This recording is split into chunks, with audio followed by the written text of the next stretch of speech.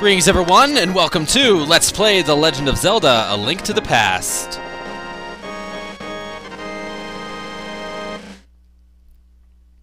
Now I know you guys may be saying to yourself, I already seen you LP this not too long ago. Well, yeah, I'm doing it for real this time. That was kind of a joke. Our hero this time is Ferris. That was decided by the previous thread. Let's get some plot on.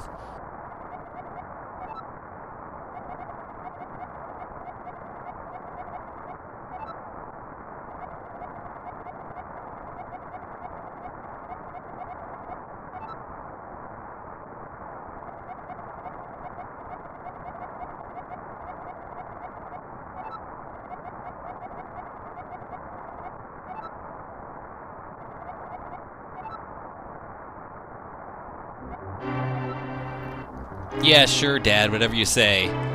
Actually, that's not our dad, that's supposed to be our uncle. But, like hell we're staying home, we only faked sick so that he wouldn't think we were out running off and up to no good. I will loot his chest, though. And it's a lamp!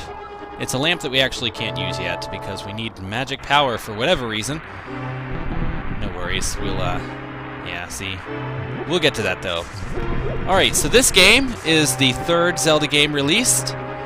It is supposed to have been a prequel to the other two that existed, which is The Legend of Zelda on the NES and The Legend of Zelda 2, The Adventure of Link, also on the NES.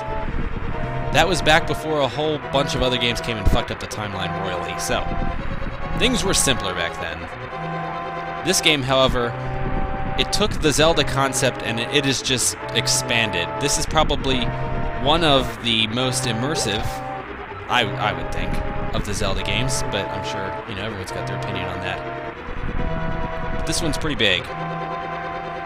Anyway, at the beginning, the Princess Zelda, she contacted us telepathically and said that she was holed up in the dungeon of the palace, so we're here. She doesn't really know what happened to the other girls, but we know where she is. Oh my god, no! Uncle, whatever your name is. We never got that, did we?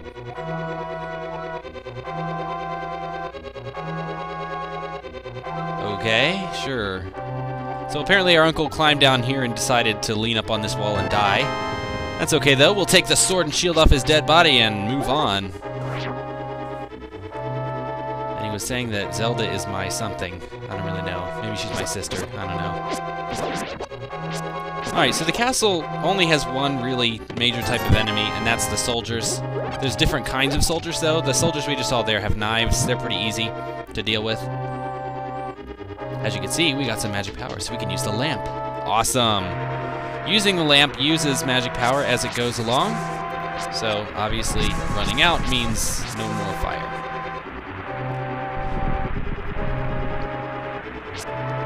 We have some more knife knights out here. And then this is the other kind of knight. This one has a sword and shield. Ironically, you attack him by slicing his shield side. Oh shit, bees! Holy crap! Kill it with fire. Yeah, so there we go. Sometimes you can randomly find a bee in a bush or from hitting a tree. They chase you, and that's about it. But they can hurt you. Alright, so welcome to the palace proper. We know the Princess Zelda is hidden in here somewhere. Just not exactly sure where. Man, that's some bitchin' music. Alright, so this Zelda game took the concept of the first Zelda game, of the top-down perspective that we got in that one. Because if you all remember, the second Zelda game was kind of an experiment in the 2D platformer, side-scrolling type deal, and some would argue that it didn't work out very well for the Zelda franchise. Although I will always have a soft spot in my heart for Zelda 2.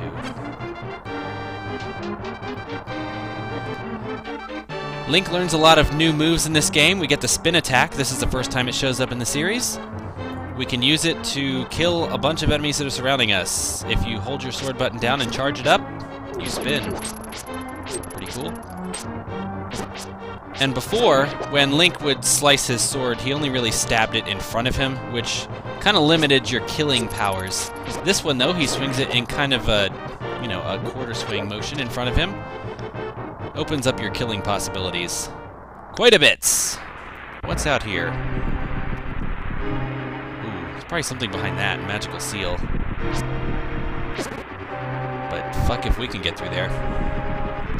Alright, well, I guess we'll have to come back to that at another time. That seal actually can't be broken without having a certain special item that we don't have yet, obviously, because we just started the goddamn game. Alright, another new trick that Link learned is picking up pots. And you can pick up bushes and all kinds of other stuff. In the first Zelda game, the only things he could really pick up, well, he couldn't really pick up anything, but he could push rocks. That's about it. So, there you go. Sometimes fighting these knights in the short hallways is pretty bad, because getting to the right side of them can be kind of tricky sometimes. However, this castle's pretty generous with the hearts to refill your life with, so that's pretty good. Let's talk about the top there. All the way on the left with the green bar is a magic meter. That shows how much magic we have. The next square over is our current item that we have. The only item we have right now is the lamp, so that's what's selected. Next over is our rupees. And here's a map. We picked up a map, so every time you pick up a map, you can look at a map of the dungeon and see where you are. The light blue rooms are where you have been, and dark blue rooms are where you haven't been.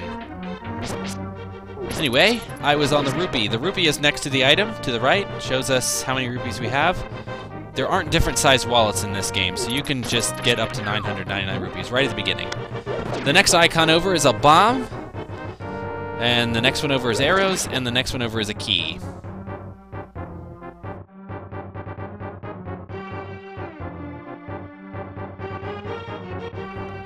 So unlike the first Zelda game, you don't use money for your arrows.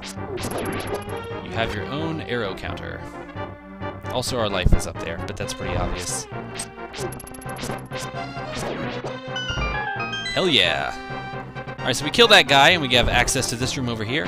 This contains a special item, the boomerang! You could call this the item of the first dungeon. Every dungeon in the Zelda game traditionally has an item that you can use, usually to progress to further items, or further dungeons. However, this dungeon's item is completely useless. You don't really need it. I mean, it's not useless per se, but it's not necessary. I'll leave it at that. It's used to stun enemies, which can be pretty handy, and we can upgrade it a little later on.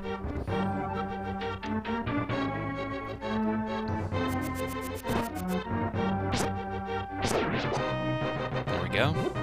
It'll pretty nicely. Alright, so this guy you can fight him straight on, but I like to throw pots at him. It's much easier. You don't have to deal with his swinging mace, his flail, if you will. Alright, so we got the big key. The big key opens mainly the door to the boss's lair, but also other types of huge locks. And it's the princess! Hey, we've already saved Princess Zelda, so game over, right? Well, this is kind of where I ended it on my first playthrough. We're not going to do that this time. Yeah, I guess I understand. Whatever. Whatever just gets me out of here, please. Alright, so our rescue mission has now become an escort mission. We need to get the princess out of this place, and she knows a secret passageway. We're gonna find that secret passageway.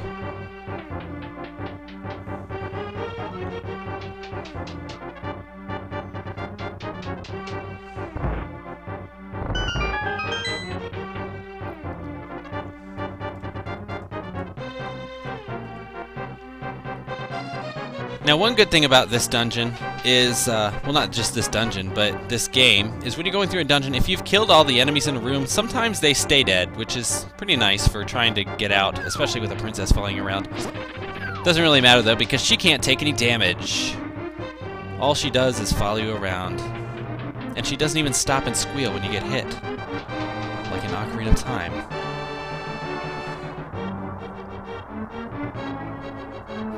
Alright, so our goal is to get her to the throne room. The secret passage is actually right underneath of the throne. And for some reason we can't actually access it until we're with her. Whatever, I'm not going to question it. A lot of big, empty, useless rooms in this dungeon. I just said that! Were you not paying attention, princess? One good thing about this game is you don't have an annoying sidekick attached to your body. I I will give it that much. However, there is going to be someone who's kind of helping us and guiding us along the way a little later, but you will only talk to that person whenever you kind of feel like it. He doesn't bug you and, you know, put you into a lot of pointless dialogue. Anyway, we're in the secret passageway behind the throne. It's dark in here. So we're using the Super Nintendo's dual layers, extra layers here. We can have a dark room with a flashlight. I guess our shield works kind of like a flashlight. But lighting up torches, obviously, will light up the room. The more you light, the brighter it gets. There's rats down here. They only take one hit, though. Not too deadly.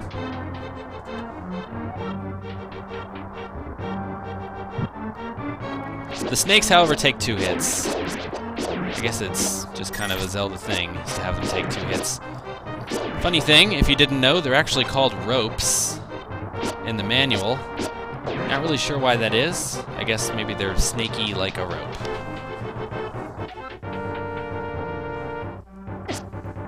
They're also dicks and will attack you from the dark. Bats are also in this game.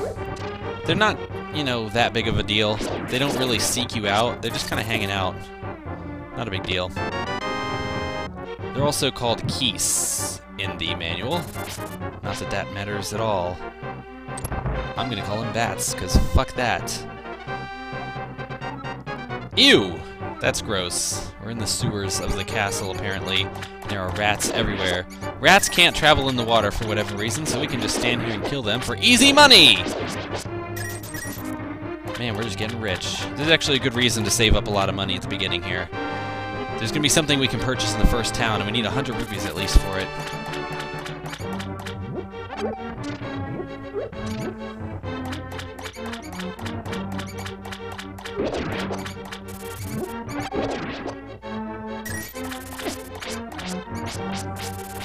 Fucking bats, God. Alright, well, I will say that while the sword swinging radius is larger than the original Zelda game, it still doesn't hit very easily. When you're used to the very slick controls of the Oracle series and the Link to the Past and Minish Cap, you don't really realize how good you got it until you try and play a game like this, where your sword misses half the time. That's okay, though. It's not that bad. So we're not poking it out of the front of our body. Alright, so there's some cracked walls down here. I guess we're gonna have to come back when we have some bombs!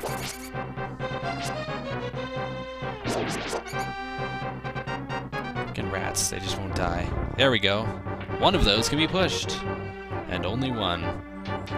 Ooh, palette change for the dungeon? At least we're out of the sewers. I wonder where this is even going. I'm sure she mentioned it. I wasn't paying attention!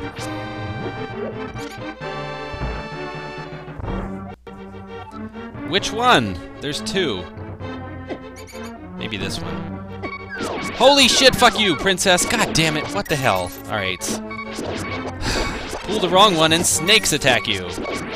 Pull the right one and you survive. One good thing about this, however, is that it's not like that Oracle game where you pulled the one and it was just luck-based and it kept changing. Here you just pull the other one and there you go. And now we're in the sanctuary! And how does that guy know our name? Or maybe he just knows us because we live in town. Whatever. I guess I have to do that. I didn't really... Oh, man. I just came to save the princess, man. I didn't want to do all that other shit. Yeah, so it's kind of weird, but your character is thrust right into the adventure, apparently. Just by saving the princess, you're pretty much qualified to save all of the other maidens. Problem is, the maidens are sealed in the Dark World, and we can't get to them yet, so I guess I understand. You can grab a heart piece out of this chest. Heart pieces will add another heart to your life. Alright guys, that's going to be about enough for this time. I'll see you guys next time for some town exploring later.